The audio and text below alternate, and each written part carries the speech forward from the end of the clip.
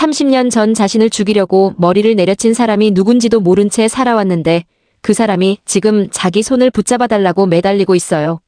채화영은 꿈에도 몰랐을 거예요. 자기가 그렇게 믿고 의지하려는 마 팀장이 사실은 자기가 죽이려 했던 그 사람이라는 걸요. 여러분, 지금 이 드라마 진짜 숨막히게 돌아가고 있어요.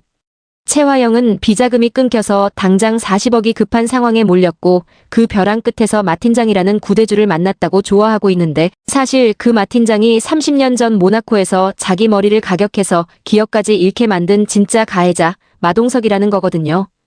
본인이 직접 만든 괴물이 자기 발 앞으로 다시 걸어 들어온 셈인데 채화영은 그것도 모르고 또 한 번 손을 내밀고 있는 거예요. 오늘은 첫 번째 남자에서 벌어지고 있는 이 핏빛 탈취전, 그 속에 숨겨진 인물들의 진짜 속마음까지 같이 파헤쳐 볼게요. 먼저 채화영이라는 인물을 한번 들여다볼까요? 겉으로는 드림호텔을 이끄는 카리스마 넘치는 대표 행세를 하고 있지만 사실 이 사람의 출발점부터가 거짓으로 가득해요. 그리고 지금은 비자금이 끊겨서 호텔 계좌까지 바닥난 상황까지 몰려있죠.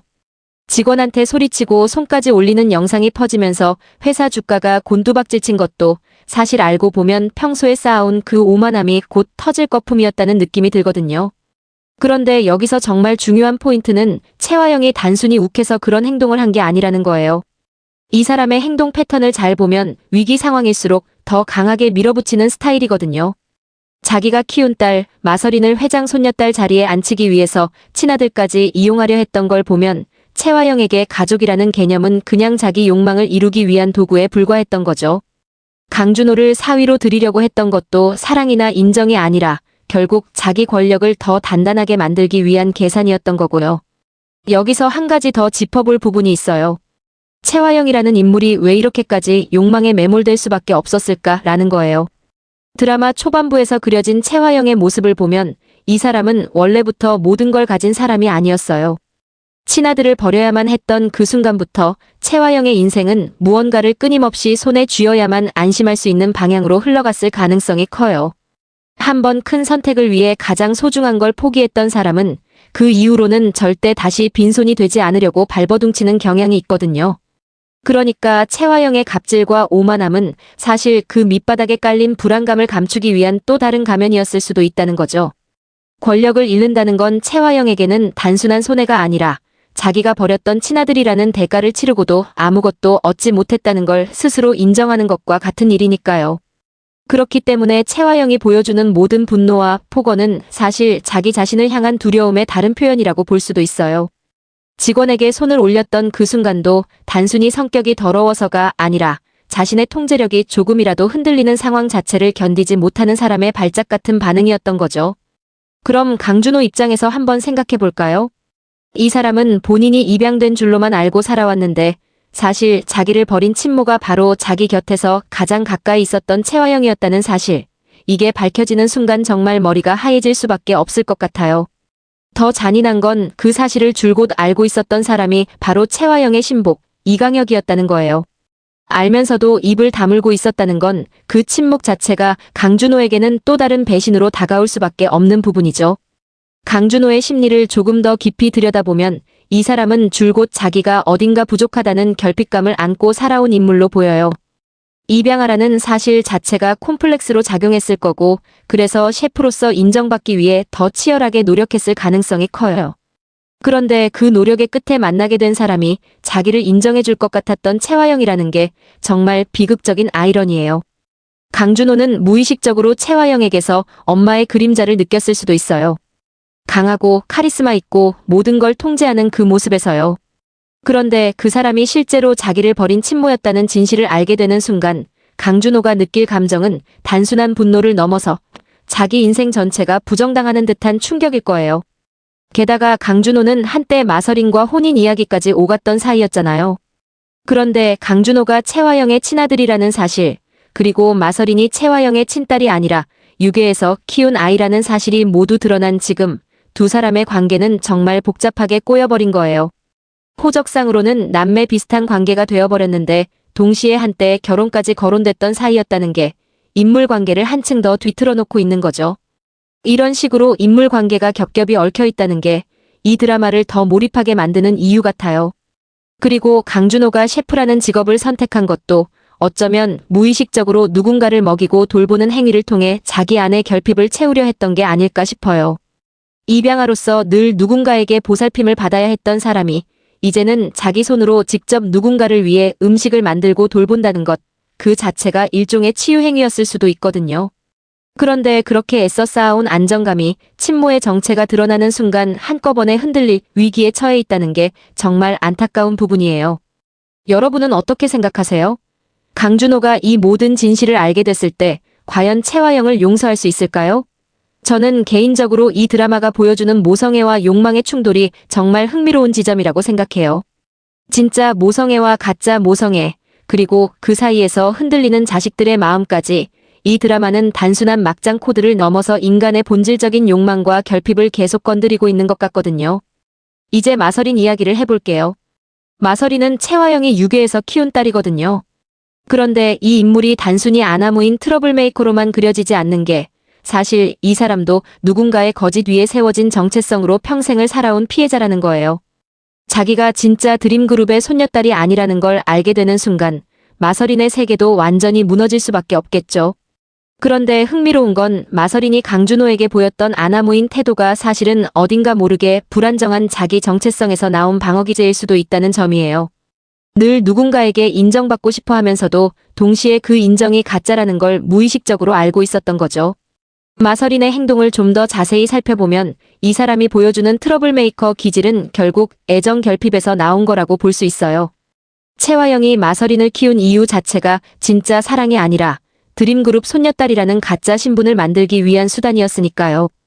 마서린은 어쩌면 무의식 중에 그 사실을 느끼고 있었을지도 몰라요. 아무리 풍족하게 자랐어도 채화영의 시선 어딘가에서 진짜 모성애가 아닌 계산적인 애정을 느꼈을 수 있거든요. 그래서 더 아나무인으로 더 트러블을 일으키면서 사람들의 관심과 인정을 끌어모으려 했던 게 아닐까 싶어요. 결국 마서린의 아나무인은 자기 존재의 불안정함을 들키지 않으려는 일종의 갑옷이었던 거죠. 여기서 잠깐 아직 구독 안 하셨다면 지금 눌러주세요. 다음 회차 리뷰도 바로 받아보실 수 있어요. 자, 그럼 이제 본격적으로 갈등의 핵심, 오장미 이야기를 해볼게요. 오장미는 마서린의 쌍둥이 언니인데 정의로움과 생활력을 동시에 갖춘 캔디형 캐릭터로 그려지고 있죠. 최근 들어 죽은 줄 알았던 친아버지 마동석과도 마침내 재회했고 채화영에게 당했던 모든 일들을 가족과 함께 갚아주려는 결심을 다지고 있는 상황이에요. 그리고 그 한가운데에는 오장미가 다친 사건의 배후에 채화영이 있다는 걸 오태평이 알게 되면서 본격적으로 돌아가기 시작한 복수의 시계가 자리하고 있어요. 오태평의 동기는 정말 명확해요. 자기 동생을 다치게 한 사람이 지금 가장 떳떳하게 살아가고 있는 모습을 보면서 그 분노가 차곡차곡 쌓여왔던 거죠. 그런데 흥미로운 건 오태평이 단독으로 움직이는 게 아니라 강백호와 은밀하게 결탁하고 있다는 점이에요. 강백호는 겉으로는 채화영의 위기 수습을 돕는 충실한 조력자처럼 보이지만 실제로는 오장미 측 가족들과 손을 잡고 채화영을 무너뜨릴 큰 그림을 그리고 있었던 거예요. 이게 바로 이 드라마가 주는 짜릿함이죠. 가장 가까운 사람이 사실은 가장 위험한 적이라는 설정. 이런 이중 플레이가 보는 사람을 한순간도 못 쉬게 만들거든요. 오태평이라는 인물의 분노를 조금 더 들여다보면 단순히 동생이 다쳤다는 사실에 대한 슬픔만이 아니라 자기가 그 순간 동생을 지켜주지 못했다는 죄책감도 함께 섞여 있을 거예요. 가족을 지키지 못했다는 무력감이 분노로 바뀌고 그 분노가 결국 복수라는 행동으로 전환되는 과정. 이게 바로 인물의 동기를 설득력 있게 만드는 핵심이에요. 오태평은 채화영을 끌어내리는 것 자체가 목적이 아니라 동생에게 진 빚을 갚는다는 마음으로 움직이고 있는 거죠. 강백호가 이렇게까지 위험한 줄타기를 하는 이유는 뭘까요? 단순히 정의감 때문만은 아닐 거예요. 채화영 밑에서 오랫동안 일하면서 이 사람의 본질을 누구보다 가까이서 지켜봤을 거고 그 과정에서 분명 자신도 이용당하거나 상처받은 지점이 있었을 가능성이 커요.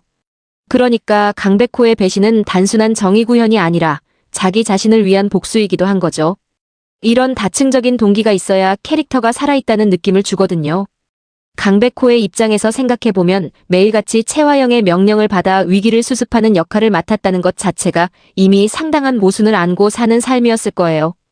겉으로는 충성스러운 조력자처럼 보여야 하지만 속으로는 끊임없이 이 사람이 언제 자신마저 도구로 써버리고 버릴지 모른다는 불안을 안고 있었을 가능성이 크거든요. 채화영이 친아들조차 자기 욕망의 수단으로 썼다는 걸 알게 된 순간부터 강백호는 자신의 미래도 별반 다르지 않을 거라는 걸 직감했을 거예요. 그래서 강백호의 이중 플레이는 사실 가장 먼저 살 길을 찾아 나선 생존 본능이자 동시에 같은 처지였던 오장미측에 대한 동질감에서 나온 선택이라고 볼 수 있어요. 여러분은 어떻게 생각하세요? 강백호가 끝까지 채화영을 속이는데 성공할 수 있을까요? 아니면 중간에 정체가 들통날까요? 여기서 마동석이라는 인물도 짚어볼 필요가 있어요. 30년 전 모나코에서 머리를 가격당해 기억을 잃고 그 후로 외국계 자본가의 도움으로 간신히 목숨을 건졌다는 사실 자체가 이미 엄청난 비극이거든요. 그런데 더 잔인한 건 마동석이 기억을 되찾고 한국으로 돌아왔을 때는 이미 정숙희 곁에 다른 사람이 있었다는 거예요. 30년이라는 시간 동안 자기가 사랑했던 사람도 자기 아이도 모든 걸 잃은 채로 살아온 셈이죠.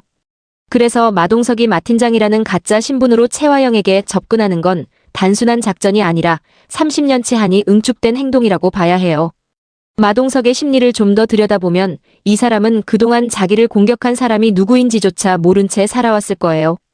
그런데 한국에 돌아와서 그 배후가 채화영이었다는 사실을 알게 된 순간 그동안 잃어버렸던 30년이 단순한 사고가 아니라 누군가의 치밀한 계획이었다는 걸 깨닫게 되는 거죠. 그 분노와 허망함이 뒤섞인 감정이 마동석을 정면 승부가 아니라 위장신분이라는 더 차갑고 계산적인 방식으로 움직이게 만든 동력이라고 볼 수 있어요. 직접 멱살을 잡고 따지기보다 상대가 가장 약해진 순간에 가장 가까운 자리에서 끝장을 보겠다는 거니까요. 이제 채화영이 처한 상황을 좀 더 구체적으로 짚어볼게요. 비자금이 완전히 끊겨서 당장 40억이라는 큰돈이 필요해진 상황. 호텔 계좌는 바닥났고 직원들은 밀린 월급 때문에 단체 행동까지 예고한 상황. 거기다 임시회장 자리마저 위태로워졌다는 걸 알게 된 채화영은 정말 사방이 막힌 벼랑 끝에 서 있는 거예요.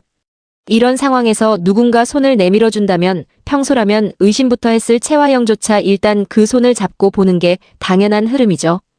그런데 그 손을 내민 사람이 바로 마 팀장이라는 인물이고 채화영은 이 사람을 구세주처럼 여기며 흡족해하고 있다는 게 정말 아찔한 부분이에요. 채화영의 입장에서는 드디어 빠져나갈 구멍을 찾은 거라고 믿고 있겠지만 사실 마 팀장은 다른 누구도 아닌 마동석, 즉 30년 전 자신이 모나코에서 머리를 가격해서 기억까지 잃게 만들었던 그 사람이거든요. 채화영은 자기가 그토록 철저하게 처리했다고 믿었던 과거가 지금 가장 절박한 순간에 가장 가까운 자리에서 자신을 지켜보고 있다는 사실을 전혀 모르고 있는 거예요. 이게 바로 이 드라마가 보여주는 인과관계의 무서운 점이에요. 채화영이 30년 전에 저지른 일이 단순히 묻히고 끝난 게 아니라 지금 이 순간 가장 치명적인 약점으로 돌아오고 있다는 거죠. 본인이 직접 만든 비극이 가장 약해진 순간에 다시 자기 앞으로 걸어 들어온 셈이니까요. 한 가지 또 흥미로운 건 한영자가 이강혁의 휴대폰에 해킹 프로그램을 심어서 강준호의 성장 사진을 미끼로 던졌다는 부분이에요. 이강혁이 그 함정에 그대로 걸려들면서 이제 채화영 진영의 모든 움직임이 다른 누군가에게 감시당하고 있다는 거거든요. 채화영은 마 팀장 하나만 조심하면 된다고 생각하고 있을지 몰라도 사실 자기 옆에서 가장 믿었던 신복의 휴대폰을 통해서도 정보가 새어나가고 있는 상황인 거죠. 그리고 강준호의 친모가 채화영이라는 사실은 이미 한참 전에 드러난 비밀이지만 그 진실이 드러난 이후로도 이 관계가 전혀 봉합되지 않고 있다는 점이 계속 갈등의 불씨가 되고 있어요. 채화영은 친아들을 알아본 뒤로 진심으로 용서를 구하고 관계를 회복하려 애쓰고 있지만 강준호는 여전히 냉담하게 거리를 두고 있죠. 평생을 입양아로 살아온 사람이 자기를 버린 사람의 사과를 그렇게 쉽게 받아들일 수 없는 게 당연한 거예요. 그런데 채화영이 지금 마 팀장이라는 위협에 정신이 팔려있는 사이 강준호와의 관계는 점점 더 회복할 수 없는 지점으로 흘러가고 있다는 게 이 드라마의 또 다른 긴장 포인트예요. 채화영의 불륜 상대였던 강남봉도 이 갈등에서 빠질 수 없는 인물이에요. 강남봉은 드림호텔 리빌딩 업무로 채화영과 인연이 시작됐고 그 관계가 불륜으로 이어졌죠. 그런데 이 사람 채화영을 만나러 가던 길에 그녀가 해친 피해자를 차로 치게 되면서 억울하게 누명을 쓰게 됐는데도 여전히 채화영과의 관계를 정리하지 못하고 있다는 게 안타까운 지점이에요. 이게 바로 이 드라마가 보여주는 또 하나의 비극이죠. 누명을 쓰고도 사랑이라는 이름으로 그 관계를 놓지 못하는 인간의 약함이요. 강남봉의 심리를 한번 짚어보면 이 사람은 어쩌면 채화영의 진짜 모습을 어느 정도 눈치채고 있으면서도 애써 외면하고 있는 상태일 가능성이 높아요. 사랑에 빠진 사람은 상대의 결함을 보고도 합리화하는 경향이 있잖아요. 강남봉은 누명을 썼다는 사실 자체보다 그 누명을 쓰게 만든 사람을 떠날 수 없다는 자기 마음과 더 치열하게 싸우고 있는 걸로 보여요. 이건 단순한 미련이 아니라 이미 너무 깊이 발을 들였기 때문에 빠져나갈 출구를 찾지 못하는 상태인 거죠. 게다가 강남봉이 입양해서 키운 아들이 바로 강준호인데 그 강준호를 채화영이 사위로 들이려 하면서 두 사람 사이의 갈등이 점점 더 커지고 있어요. 강남봉은 분명 어느 순간 깨닫게 될 거예요. 자신이 사랑한 여자가 자신이 키운 아들의 친모이자 동시에 그 아들을 자기 권력의 도구로 쓰려는 사람이라는 걸요. 그 순간 강남봉이 받을 충격도 결코 작지 않을 거라고 봐요.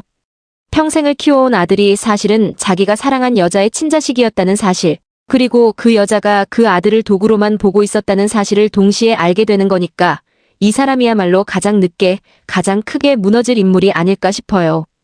이쯤에서 이번 회차의 핵심을 한번 정리해 볼게요. 채화영의 40억 자금 위기, 마 팀장의 정체가 사실은 마동석이라는 반전, 한영자와 이강혁 사이의 함정, 그리고 여전히 풀리지 않은 강준호와의 갈등까지. 이 모든 갈등의 축이 결국 한 지점, 채화영이라는 인물로 모이고 있다는 게 보이시죠? 과거의 죄가 묻히지 않고 결국 가장 절박한 순간에 가장 가까운 곳에서 돌아오는 구조, 이게 바로 이 드라마가 가진 인과관계의 핵심이에요. 다시 한번 인과관계를 짚어보면 이렇게 흘러가요. 채화영이 욕망을 위해 마동석에게 접근하고 30년 전 그를 처리하려 했던 게 첫 번째 원인이었고 그 사건을 묻어두기 위해 더 큰 거짓과 권력에 의지하게 된 게 두 번째 결과였어요. 그렇게 쌓아온 권력이 지금은 비자금 고갈이라는 위기로 흔들리고 있는 게 세 번째 단계고 그 위기 속에서 본인도 모른 채 마동석의 손을 다시 잡으려 하는 게 네 번째 단계예요. 그리고 동시에 한영자가 심어둔 함정에 이강혁이 걸려들면서 채화영 진영 내부에서도 균열이 시작되고 있다는 게 다섯 번째 단계죠. 이렇게 하나의 거짓에서 시작된 균열이 30년이라는 시간을 넘어서까지 연쇄적으로 돌아오고 있다는 게 이 드라마가 보여주는 가장 무서운 지점이에요. 이제 제 뇌피셜 가설 구간으로 넘어가 볼게요. 이건 제 개인적인 예측인데요. 다음 회차에서 벌어질 수 있는 전개를 두 가지 시나리오로 짚어볼게요. 첫 번째 시나리오는 채화영이 마 팀장과의 거래를 어느 정도 진행한 후에야 그 정체가 마동석이라는 걸 알게 되는 전개예요. 이 시나리오의 근거는 마동석이 직접 자신의 정체를 숨기고 접근했다는 점에서 나와요. 단순히 복수를 외치고 끝낼 게 아니라 채화영이 자기 손으로 직접 함정에 걸어 들어오게 만드는 게 마동석의 진짜 목적일 가능성이 크거든요.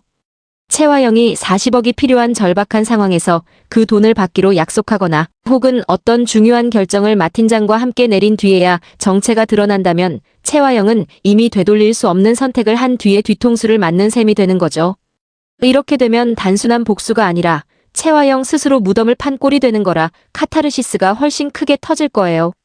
두 번째 시나리오는 한영자가 이강혁의 휴대폰을 통해 먼저 마동석의 정체를 알게 되고 이걸 가지고 채화영과 협상하거나 거꾸로 이용하는 전개예요. 이 시나리오의 근거는 한영자가 이미 이강혁에게 함정을 파서 정보를 빼내고 있다는 점에서 나와요. 한영자라는 인물이 단순히 정보만 캐는 데서 멈추지 않고 그 정보를 가장 유리한 시점에 터뜨려서 자기 입지를 다지는 데 사용할 가능성이 충분하거든요. 만약 한영자가 마동석의 정체를 채화영보다 먼저 알게 된다면 이 사람은 그 사실을 무기로 채화영을 압박하거나 혹은 마동석 측에 붙어서 또 다른 줄타기를 시작할 수도 있어요. 이 시나리오를 좀 더 자세히 풀어보면 한영자는 지금까지 계속 정보를 모으고 기회를 엿보는 캐릭터로 그려지고 있었잖아요. 직접 나서서 싸우기보다는 가장 결정적인 패를 손에 쥐고 있다가 가장 효과적인 순간에 써먹는 스타일이거든요. 그러니까 마동석의 정체라는 엄청난 패가 한영자의 손에 들어간다면 채화영이 마 팀장에게 의지하려는 순간 그 모든 계획이 한순간에 무너질 수도 있는 거죠. 여러분은 어떤 시나리오가 더 그럴듯하다고 생각하세요? 저는 개인적으로 첫 번째 시나리오 쪽에 조금 더 무게를 두고 있어요. 채화영이 가장 절박한 순간에 가장 믿었던 사람에게 배신당하는 그림이 이 드라마가 지금까지 쌓아온 인과관계의 흐름과 가장 잘 맞아떨어진다고 보거든요. 그리고 강준호와 채화영의 관계도 계속 주목해야 할 부분이에요. 채화영이 지금 마동석이라는 위협에 정신이 팔려있는 사이 강준호는 여전히 마음의 문을 열지 않고 있죠. 만약 채화영이 마동석의 정체를 알고 무너지는 순간 강준호가 그 모습을 보고도 끝까지 냉담하게 거리를 둘지 아니면 그 위기 속에서 어머니로서의 모습을 다시 한번 들여다보게 될지도 정말 궁금한 지점이에요.